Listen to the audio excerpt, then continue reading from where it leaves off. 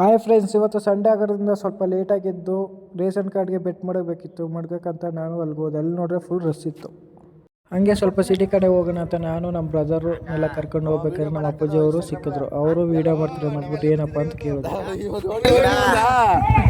ಕಳಿಸ್ತೀನಿ ರೀ, ವಾಟ್ಸಪ್ಲಿ ತೋರಿಸ್ತೀನಿ. ಏನಪ್ಪಾಜಿ ಇದನ್ನೆಲ್ಲ ನಿಮ್ನೆಲ್ಲ ಕಾಮಿಡಿ ಮಾಡಕ್ ಹಾಕದಮ್ಮ. ಇವ್ರು ಹಂಗವ್ರೆ ಹಿಂಗವ್ರೆ ಅಂತ. ನಮ್ಮ ದೊಡ್ಡಪ್ಪ ಬೇರೆ ವೀಡಿಯೋ ಮಾಡ್ತಾನೆ ಅಂತ ಮಕ್ಕನೇ ತೋರಿಸ್ನಿಲ್ಲ ಗೈಸ್, ಬೇರೆ ಬೆನ್ನೇ ತೋರಿಸ್ತಿದ್ರು. ಆದರೂ ಪರವಾಗಿಲ್ಲ ಅನ್ಕೊಂಡು ಅವ್ರನ್ನೂ ವೀಡಿಯೋ ಮಾಡಿದೆ.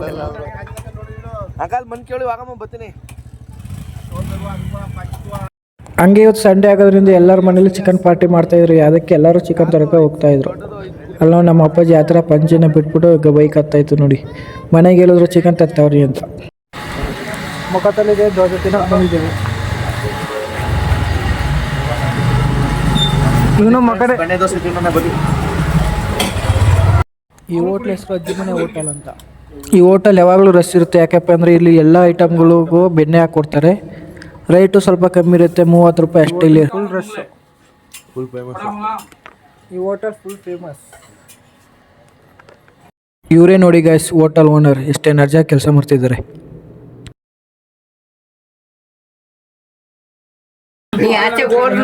ಓಡ್ ಬರ್ತೀನಿ ಹೋದ ಅಂತ.